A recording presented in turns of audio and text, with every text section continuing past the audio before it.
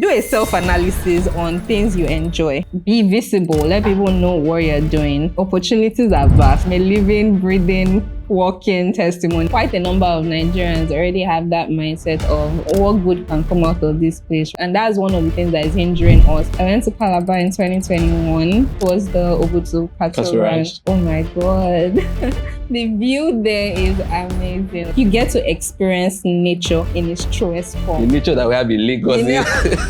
I not say anything. But yeah, the idea behind the 36 is to explore the 36 states in Nigeria. This is the 36, a travel series by This is Nigeria, and showcase the investment opportunities, the culture, the people, the food. We try to portray the beauty of Nigeria. If we are able to find a way around it and just be proud of where we are from, all we have, I think it's a ripple effect. So different things will start unfolding. There's nothing that is insignificant. Start small. Businesses have its ups and downs. There are times where it will flourish and there are times where things might not be going so great like you expect, but each of those times are important. What are top places that comes to mind that you want to recommend that you should just at least visit and might not even be so much expensive like that? I'll say first of all, go to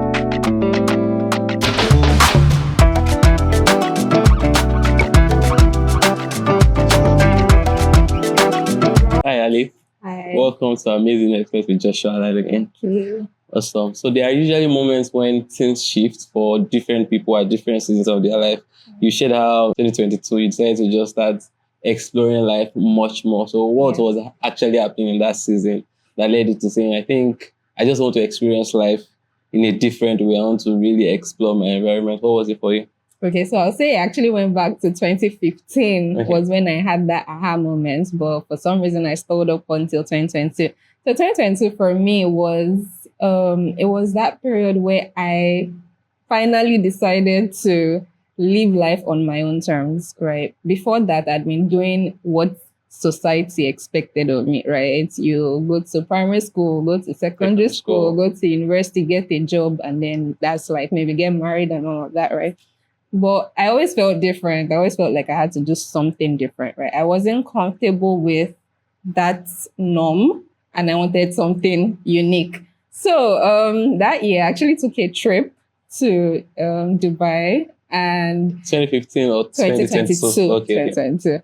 So I was seeking clarity of some sort, right? And then I took a trip to Dubai, and I would say when I got back, things seemed a bit clearer, and then I had like a bit of direction of what's next to do, right? And then I just went for it. So that year I quit my job. I quit my 9 to 5 that year, and I was already running my fitness business on the side while working. I decided to go full time into it. Like I decided to dare to be adventurous. Like what's the worst that will happen? What's the worst that will happen? So yeah. That was it for me. Interesting. There's so much to unpack. There's so much to unpack from what you said. Because who decides to just do your first trip or your first major trip and you're going to Dubai at first? So where did the first come from? And was that your first like trip outside the country?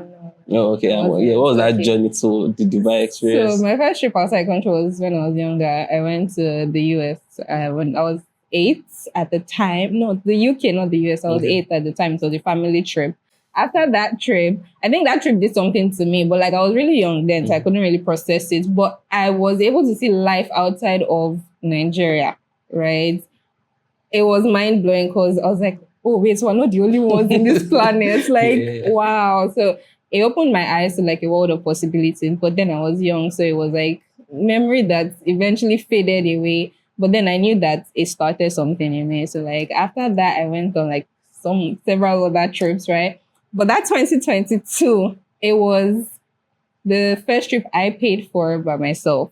And this story is funny. So I started, after NYSC, I started working in one of the biggest pharmaceutical companies in Nigeria, right? And I wasn't earning a lot of money at the time because it was an entry-level role. But I would say that I had this gift, I'll call it a gift. I had a gift of saving. So it's like whenever, it started right from NYSC time, whenever I would earn, I'll put like half of the money aside right? Nobody ever taught me anything about saving at that period, It but just came somehow to we you just naturally. exactly just felt maybe I'd picked it up from like different things I'd heard, but like I don't remember a particular moment where it was supposed to be done, and then I took it. But like I'll just put half of the money aside, and I developed that culture, and then I kept doing it, kept doing it, kept doing it. So the funds for the 2022 funds was a backlog of money I started saving since 2016. Yes, so and then I was able to When you have made up. control. So now you had mentioned you even had a 9 to 5 that you eventually had to quit. But coming from having a degree where there's like a structured part of building a career, pharmacology, maybe you build a career in pharmaceuticals, or you work with hospitals, or you work with companies making drugs, it was sort of clear. So, but what led to that point that I know you had mentioned, yeah, you wanted to be free, but leaving the comfort or the clarity of, okay, this is a structured part, I can build a career here and become maybe found my own company in the future, but deciding that, okay, I think I want to experience life differently. What was it for you? What kind of, yeah, what did you have going in your headspace at that season? Okay, so to a how do I put this? It seemed like a clear path and it seemed like a structured path, right? It seemed like, oh, ideally this is how it should. But for me, it always felt I didn't align with it, right? So backstory in SS2, I was in science class and I realized that it wasn't for me. I wasn't doing badly at all. Like I was actually one of the very top students, right? But then something felt missing. It just felt like this is not where I belong. I felt more creative. I felt like there was so much I could do. But I told my parents this and they were like, what do you mean? You're not failing. So why do you want to? Because I wanted to switch to either commerce or arts. I'd not even decided which one. I just knew that I wanted to switch. And they were like, oh, you're not failing. So why would you want to switch? And then I remember my dad saying that, oh, science students are the smart students. Like they're the ones that know what they are doing. And meanwhile, he's an accountant, right? But he was like, oh, science students are smart. And then eventually in future, if I could switch, I mean, if I wanted to, then I could switch. But I mean, so I ran with it, continued, did pharmacology. It wasn't by choice. So it was just something I had to do. So like I never really looked forward to like building a career path in the pharmaceutical field. I was just going according to what I thought was supposed to be. It's interesting direction that you actually went. And it's something to think having that self-awareness to really know what you want, our experience, our environment, and sometimes the people that care the most about us will still try to get us to go in certain directions. First, because they care so much. They don't want you to just go to a direction or a route that you're not able to make something out of your life. But still, some of their biggest advice or strategies that they want you to implement might not really work for you. You might have to get to that point in your life where you say, okay, I think this is what I want, and you go out for it. So starting your travel journey from all that trips you had, then the Dubai trip, those early years, right, of still traveling, did you approach it going solo just by yourself, or did you start to try out to look for other people that are also traveling or people that are creating content around travel to maybe go for group trips? So at the time, I wasn't even looking in the content direction, right? It was just, let me leave Nigeria, let me go out and see the world and see like what the world has to offer. So my first solo trip was actually, I won't really call it solo. It was a group trip, but I went with people I did not know. So I went with like a travel agency, right? And they had like a group package and all of that. And it was amazing. Like I met some of the nicest people. We had so much fun. It was a good time. And personally, my solo trips are not really solo because then I will meet somebody there that is probably on a trip and then we explore together. So I would say I've not really had like a solo trip. Yeah. You still wanting to have that passion of, oh, okay, I want to travel the world, I want to see places, but then funding will also come in, right? Where to actually fund these experiences, you need to make money from somewhere. Yeah. So before we talk about the nitty-gritties of building a career in this direction or getting money or getting paid from also doing what you love, at what point did you start to see it as, I know, okay, maybe you had left, the moment you left the 9 to 5, did you had it that you wanted to make money as as a travel creator? What was it like for you? So I wanted to make money doing what I enjoyed, right? Mhm. At the time, it wasn't even necessarily travel creation or anything. It was just I need to find something that I'm passionate about and then look for career options in that line and then try to work towards it to make it possible. It was at that time I now came across like travel creators. So before, like I'll go on Instagram or social media and then just see people posting about their trips and all of that. I never really knew that there was money to be made in it. It was just a case of, well, these people are having fun and they're sharing their Yeah, they went to this experiences. place, they posted They pictures just about posted it. pictures and all of that. But then when I started hearing things like, oh, they're getting brand deals, travel deals, I'm like, okay. I mean, I like the sound of that. And then I did a little more research on like career options with travel and all that. And then I was like, okay, so I already even post things normally, right? When I go on trips, I post just as an archive or just a memorabilia to say, okay, yeah, I went to this place, right? I'm like, okay, if I'm already doing that, why can't I just transition into positioning myself to be a travel content creator? Funny enough, so last year, right, I was about to go to Osun State for my friend's family function. And then we had already planned to that we'll visit the Erinjesha waterfall. Shortly before then was when I said, okay, you know what, I'm going to position myself to be a travel creator. So I modified my Instagram page. I started like actually taking steps, right? And then surprisingly, I got a mail from a company saying, oh, I'd been nominated to be a travel personality for their company. And I was shocked. Like I was so stuck. Like out of nowhere. From nowhere. And then it wasn't even a case of maybe this person knows somebody that I know. It was just very random. And it just seemed like yes, everything was beginning to align at that point. Because like if there's this thing I always say that people are always watching. Like you never know who is watching.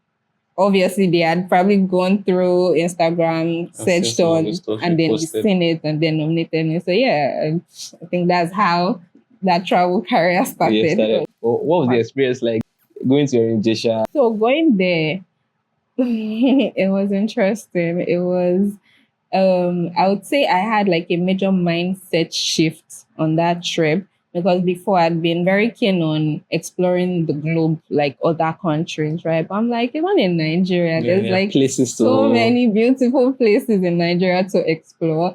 And going to that waterfall with my friends, it was a mind blowing experience. Like it's not something I'll forget very fast. So, yeah.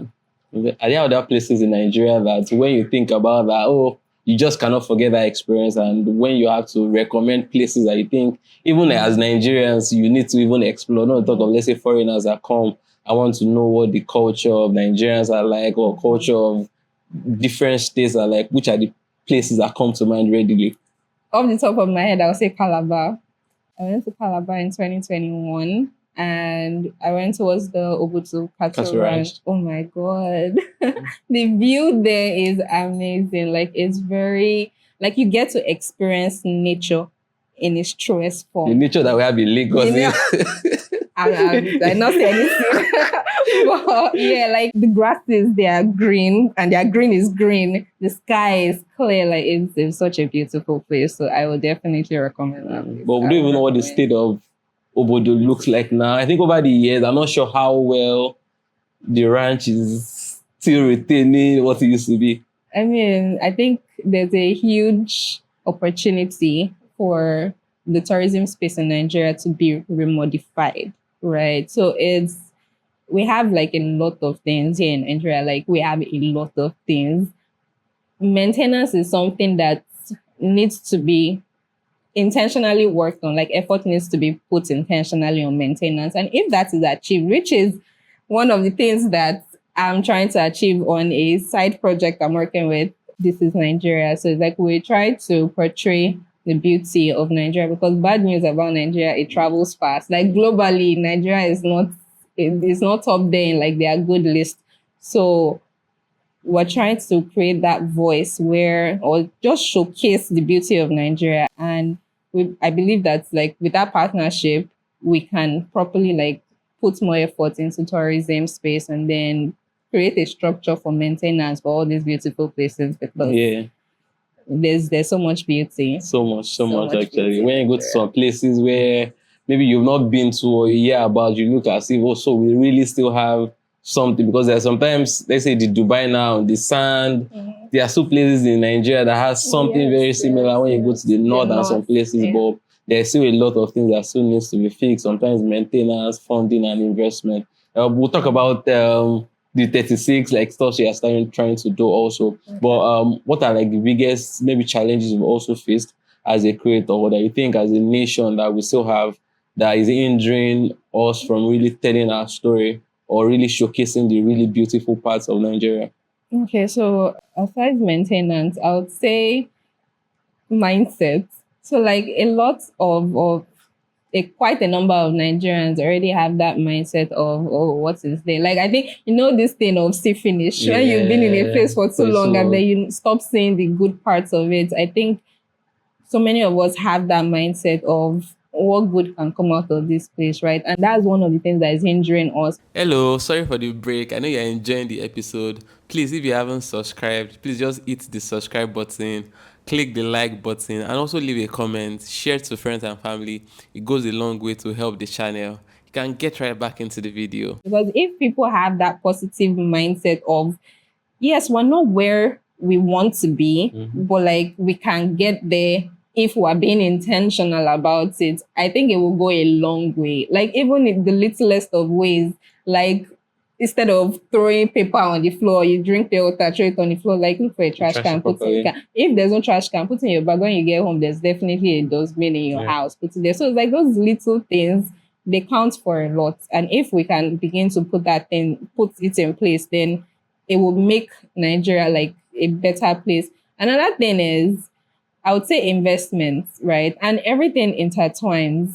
It's like if investors are not seeing that positivity from Nigerians, they won't be encouraged to invest in the country, right? And without investment, we know without funding, Yeah. it's difficult to Yeah, just achieve. little to you get- nothing that you can do. Exactly. So funding is important. And then people will only be interested in funding things that they know that the people themselves are proud of. Yeah. Like you mentioned Dubai now. Dubai, like I would, if I have like $1 million, I would want to invest in something in Dubai because I see how they carry the place. Now, will I say that everything in Dubai is perfect? No, there will still be some places that are lacking and all. But as a whole, their citizens don't badmouth the country. You get? So I think it's all these little things that really count. Myself. I think it's also a challenge, right? Because once that you have grown in a place and you've seen that the bad areas and the bad or negative stuff are really glaring, and maybe you think that you expect more from maybe your government or some certain people, and it's not happening. I think naturally people get to that point where they are not seeing the positives any longer. They don't Almost believe like that they stuff give are up. possible. Yeah, and until maybe somebody decides to now tell that story differently, or someone decides to showcase those unique places, that's when people can say, oh, so this place is in Lagos, so this place is in my state, so this place is in the north, this place is in the east. I need to actually explore. So let's drive that out. Let's drive that down to the 36. Yeah, what are you trying to achieve? What do you hope to achieve? Okay, so this is a partnership I nearly started with the company. This is Nigeria, right? And all of that came from the fact that I decided to be public about my travel, like putting myself as a travel creator. So the idea behind the 36 is to explore the 36 states in Nigeria and showcase the investment opportunities, the culture, the people, the food, and like just everything encompassing like the beauty of Nigeria and put it out there, right? And then, I mean, like I said, people are always watching. So who knows? Somebody could see it and decide, okay, you know what? I want to invest in a particular part of this project, which would create like better highlights for the country as a whole. So we're embarking on that journey and we're starting with Lagos. So we visited a couple of places in Lagos and yes, I'm excited for the opportunity. I don't know if you can tell, but like I'm really excited and I believe in the dream. Like I believe that it doesn't take, like it takes just one voice to kickstart like a lot of other voices. And I'm happy to be that voice if that's what it takes. Like if I can start this movement, or when I start this movement, and then other people get inspired and then start showcasing the beauty of the country as a whole, collectively, even if there's like bad government and bad economic crisis and all of that, but like if we are able to find a way around it and just be proud of where we are from, All we have. I think it's a ripple effect. So different things will start unfolding. Yeah, that's a beautiful work. We look forward to seeing the different content that we created and the stories that would be told from different parts of Nigeria. I think that's something that people should look forward to. But still, in terms of the financial aspect now, I know that brands will not take on certain projects if there are not benefits to them. Yes. Also, there are a lot of creators that are also already in this space, also doing travel. There was the Tyra Inos, there's the Steven. There are people that have been showcasing different places in Nigeria, telling different stories. So what are still the opportunities there, especially for maybe someone that is just early, that wants to come into the travel creation space? What are the opportunities that are there? How should they be positioned? Yeah, maybe what are the things that brand wants to get that creators need to know about, so that in all of their offerings, you're not just saying that I can travel to this place and tell this story. You know how to position yourself such that you are driving value back to them. Don't you talk about so brands are usually fixated on whatever product it is they're developing, right? So if you can tie the product they're developing into the places or the story you're telling with the countries, then they will want to work with you. But if there's no value in what you're Work for putting them. out, if you're just, let's say, oh, I'm going to this place and I'm just like, if there's no structure to it, you're just having fun. That's how I see it. You're just having fun. But then, like, imagine, I'll use, for example, now you have a sunscreen brand, right? And then you're going to a place that is sunny. Try to incorporate that brand into, oh, the atmosphere is this, I can put this and it protects my skin from the hazard of the sun and all of that. They'll be like, okay, this person is trying to sell the brand and then there's value in it. And of course, you're saving your skin, you're protecting your skin Yeah. from like cancer and all of that. It's like, okay, yeah, I see the direction and then, yes, we can bring you aboard. And one good thing that brands are doing now is that they don't just look out for like the big influencers, right? There's the major influencers, but then there are also the micro and nano influencers, Yeah. right? People that are just starting out. So it's like, you need to think like a brand owner. It's like, I own this brand. What will I want to see, or what will I want to achieve within my customer base, right? Think like that brand owner and then put your content in that line of giving the brand value. Yeah, I think something that stood out from what you said. First, knowing, like thinking like a brand owner. Once you put yourself in their shoes, you now know what they look out for, how they would want their brand to be represented, mostly in an authentic way. Because these days you might see that some people will try to advertise or talk about a product that they are not selling it authentically. People and customers or consumers are able to know clearly that this person just wants to sell this product. It's not like something that they use on a day-to-day basis or that they enjoy doing. But once they are using the product authentically, they are enjoying using it. It's easy for them to talk about it in their communities, and people will just easily go on to use those products and those platforms. Which is very important, because if you fake something, it's obvious. Like, it's obvious when you fake things. So it's best to, aside thinking like a brand owner, think of brands you use every day that you enjoy using, right? So it's like, I don't want to mention brands, but like if you have a particular brand, maybe skincare brand or a food brand or something that you actually know that on a daily basis, if I come to your kitchen, I find it there, right? Think of the things you enjoy about that and then replicate it in your content. Don't now talk about a brand that you probably never heard of or never used. It's going to sound fake. It's going to sound very scripted, right? But if it's something that you know that there was this day I was coming from somewhere, I was exhausted, I took this thing and then it made me calm down and all of that, you can build a story around that. It sounds more real. It sounds, so that's authenticity. Something to actually it's very take note of. important. Yeah. So there's a growing wave of running clubs, fitness groups, creators exploring places together. Before we talk about the benefits, right? What do you think is driving it? Is it just because people enjoy this activity, or just the need for a sense of belonging? I'll say a bulk of it is because people enjoy it, and then there's also that percentage of sense of belonging. But we're in a world now where you are free to express yourself. So it's like this interest that you probably had, and then maybe you nursed or you just kept on the low because you thought it wasn't important. You would see somebody else doing it, and then you guys can build a community and then express it. So I think people are being more expressive in things they enjoy. So you see things like sip and paint. People want to be Yeah. artists. You see Together. things like the run club that you mentioned. People want to actually go outside, and so it's just when they find other people that have similar interests, and then they can come together and be part of a community, it makes them very excited. And yeah, I mean, there's a percentage of it that is just, oh, it's trending, let me go into it. Yeah. That exists as well, but I think And a maybe for the sake majority, of content creation also. that that's part also okay. exists. I mean, that part exists, but I think a majority is channeled towards like people expressing and being more interested in this field or People with showcasing their interests. similar interests, doing cool stuff together. I know in your own capacity or space, so you had to have groups or work with people, whether just for travel or whether just to do create events that is fun or that ensure like helps build communities. So yeah, what impact has that given to you, and yeah, what are you able to drive working with people to achieve some of these things? Okay, so I would dive into one of my other projects, right? It's called the Chileans, right? It's a group of me and my friends. We realized the need for just relaxing, right? After like, I mean, life is hard, right? Life can be very difficult, but you also want a space where you can just let go and ease into, like, just be at ease. So my friends and I came together. Initially, it didn't even start like a business. It was just, oh, you guys, I'm tired. I want to Let's go chill. out I want together. to Let's go chill. to this Let's place. hang out and all of that.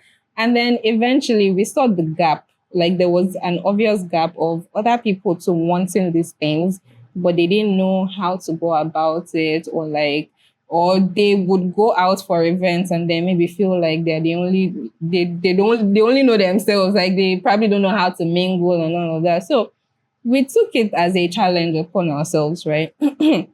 So last year we had an event. We called it the Nostalgic Games Night.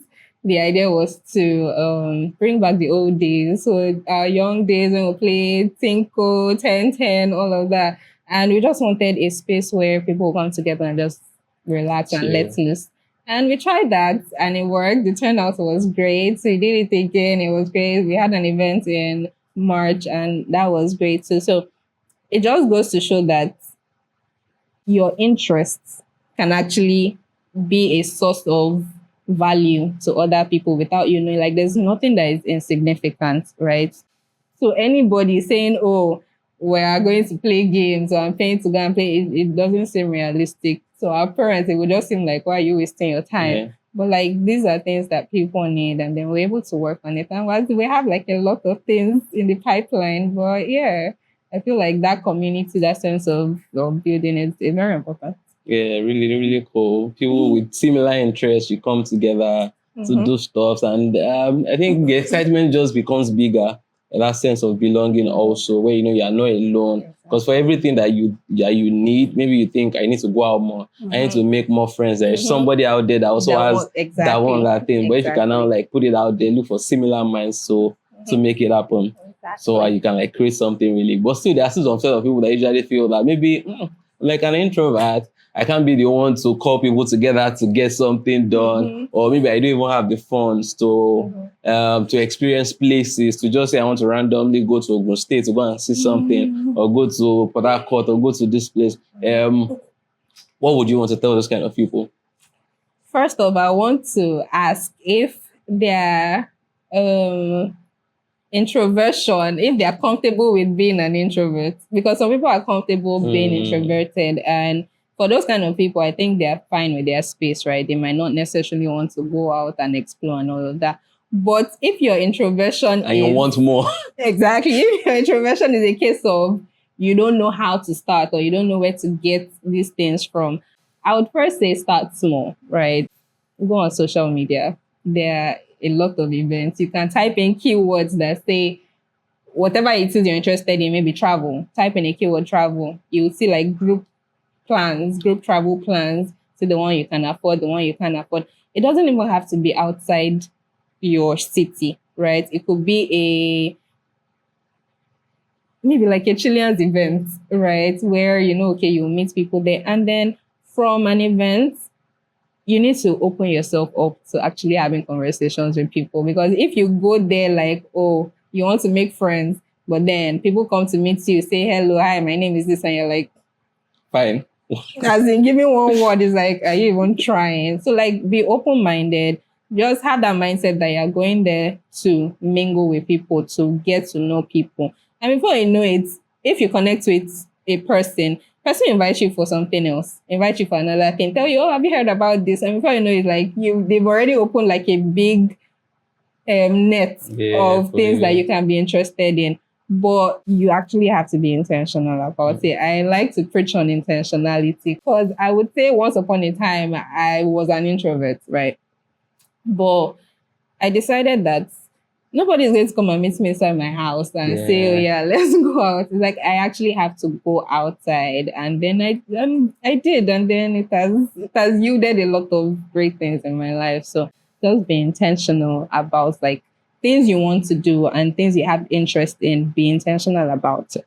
Take action, take action, take action. As far as you are not just satisfied with that, being introverted or not having a lot of friends or not like going out a lot, then you must just like take action. Either you go out, look for events that you can attend, whether paid, whether free. There's always someone out there that also desires what you want, also wants to meet people. And once you find yourself in that same space and you are open to meeting new people, you guys can converse. And before you know, from that first event, you'll have a lot more event or activities that you can do. So in terms of still travel, right, what is the most expensive trip you've taken and was it worth it? And what the experience was like also. Okay, I would say my most expensive was Seychelles. And was it worth it? Yes. I feel like all my trips are always worth it because I try to make the most of every experience. And Seychelles is such a beautiful place. Like they have beaches, the sand, it's very peaceful.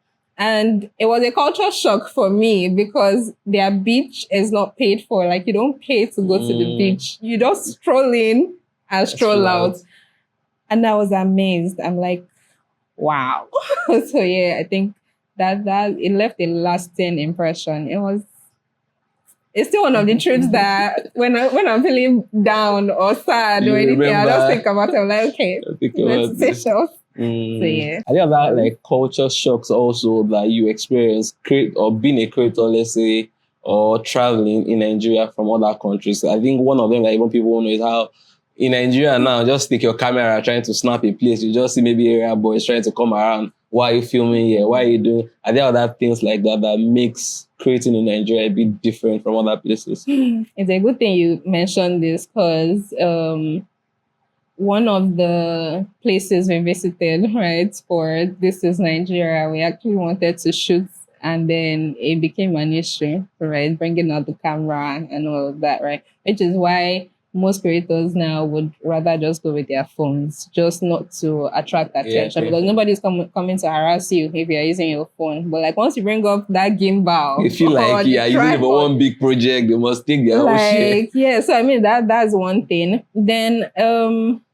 I would say another culture shock is, well, I feel like a lot of people have abused this, but like cases where you go to restaurants, right, and you want to do maybe like a review of their food or their facility and stuff, and they have restrictions like, oh, they don't allow only females. Like if you're a female and you don't have like a male person, they won't allow you.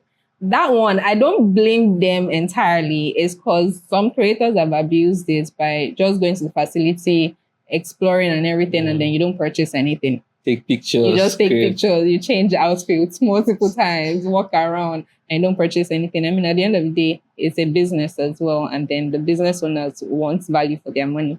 So yeah, I think those are some of the things I've experienced, right? But culture shock in terms of location. I went to Benin Republic 2 years ago and I was shocked. I was positively shocked. So like most times when I hear about Cotonou, I just think I don't know why, but for some reason, I just felt like it was maybe like an underdeveloped place. It was just, I don't know. I didn't have any good thing to look forward to when I heard about it until I got there. And I was amazed. I was amazed because things seem to work there. Like their roads were well structured, their people were friendly. I mean, they speak French mostly, but like they were friendly. You could even tell with their French accent they were friendly. And I was just amazed. So it's like, I thought about it like there are so many things or so many places we hear about, and then we already shape a mindset. Even without exploring, we already have this mindset And of this is that what it place. looks This like. is what This it is what you looks can get like. This from it. is exactly, which still brings us to Nigeria, right? Globally, when people hear Nigeria, it's a case of, it's another place they're always doing this, that, and the Five third, issues right? here and And, there. so, but like, when you get to experience these places, then you now realize, oh, how about I make that judgment myself? Like it's fine to hear other people's feedback about a place, but the experience is never the same until you go Actually there. experience it Yes, yourself. so it has been eye-opening. Go out, Very explore. eye-opening. Like Even places that explore. you assume that this is how it is. Try to experience it yourself, and you might Yeah. just be shocked. I that- mean, still understand the times and seasons because, like, now you don't want to go to certain areas because of the crisis going Yeah. on there. But like, yeah, when you want to explore, like, take a chance and just go. and see what you get. One of the most shocking experience I've had, like the most adventurous experience I've had personally, that even I am still surprised when I look at it. It's still this Benin Republic trip. So, I went to 2024, and before then, at least from 2021, I went to Jordan. 2022, I went to Dubai. 2023, I went to Seychelles. So I felt the need to continue that travel streak, right? So I was like, okay. And then I didn't have the funds because remember I had quit my job in 2022, and then business was not doing great at the time. So I started like searching for places I could go to that were affordable, right? And I decided to go to Benin, right? Because at the time it was affordable. But then the road trip was not affordable for Yeah, me.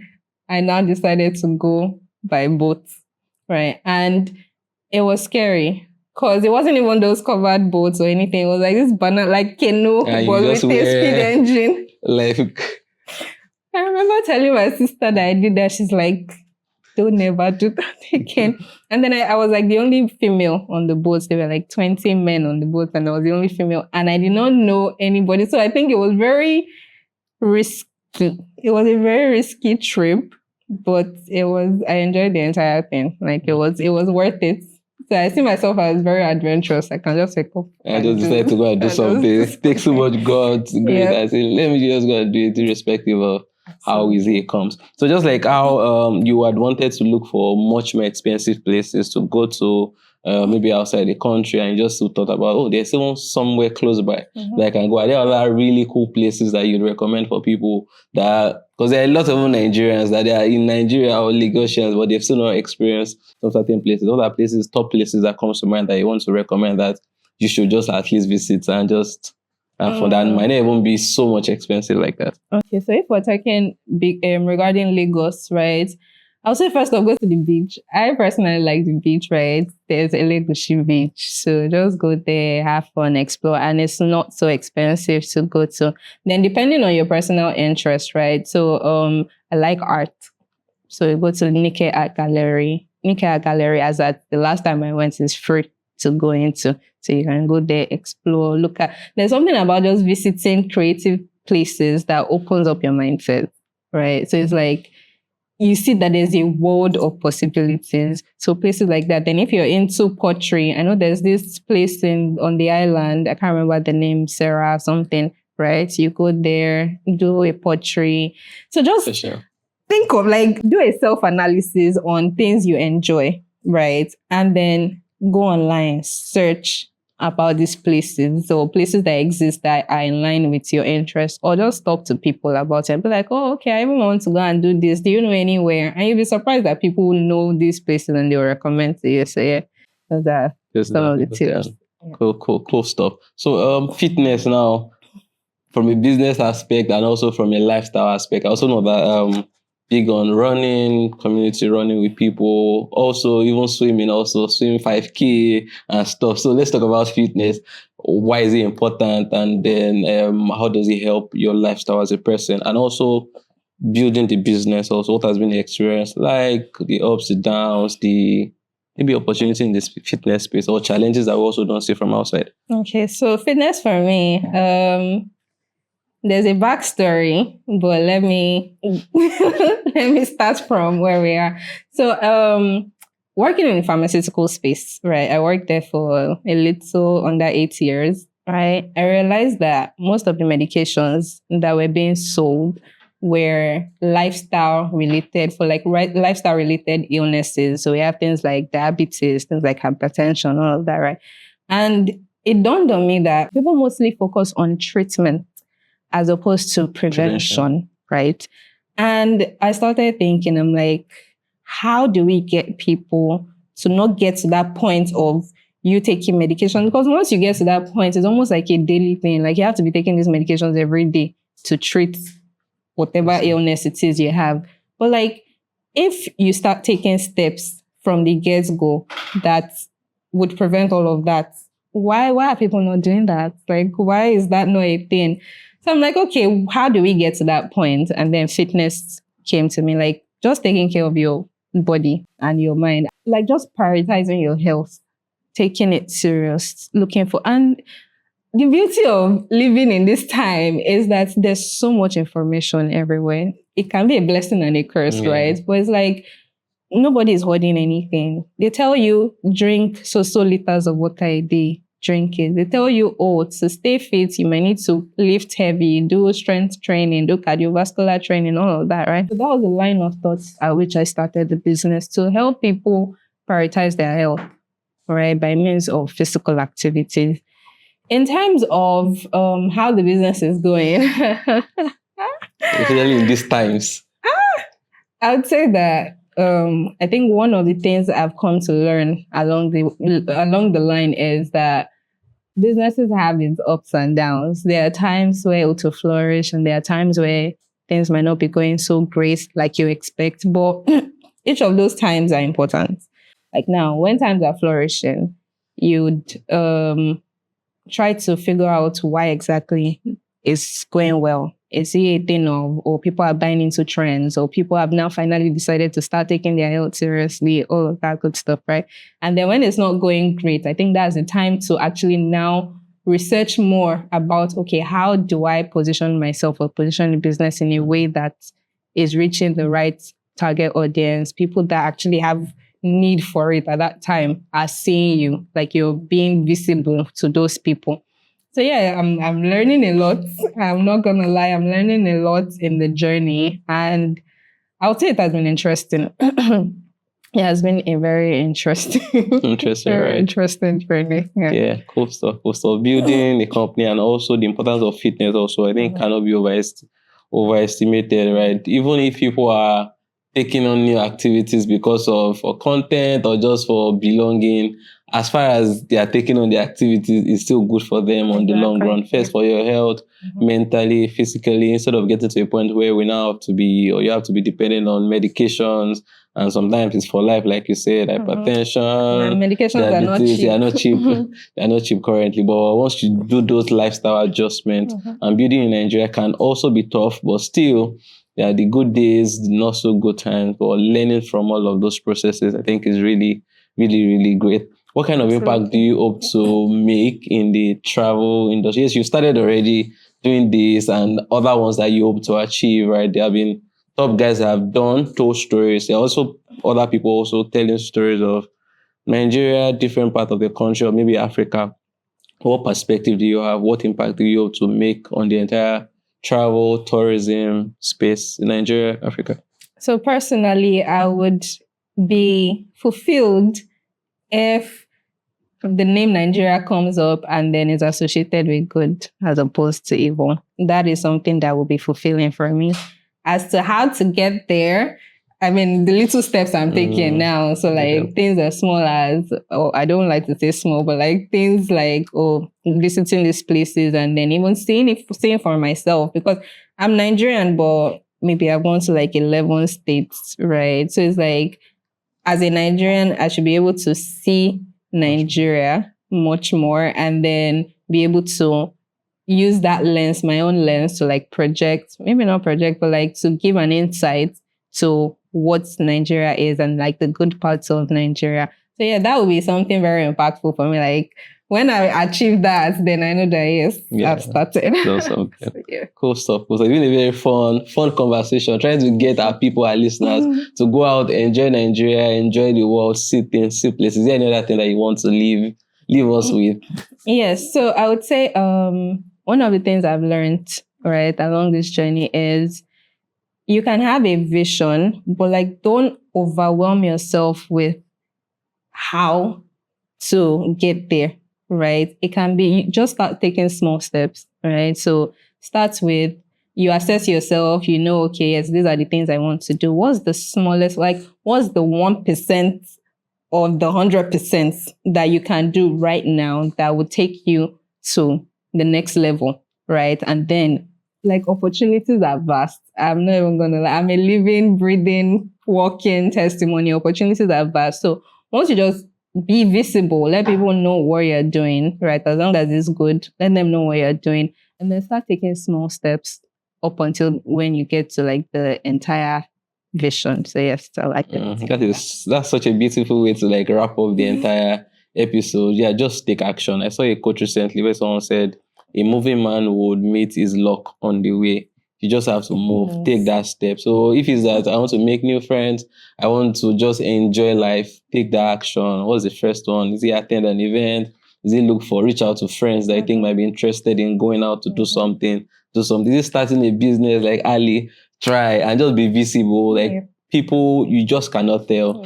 Just put it out there. Somebody is always watching. They might not comment. They might not like now. Sure. Yeah. Even when it comes to content creation, also, I think we had stories of how Tyana started. Other people also started. They also started small. Yeah. You might not have all of the funds to go and visit France now or to purchase your own passport to explore countries. But what you have, start from there. Can even be just your state.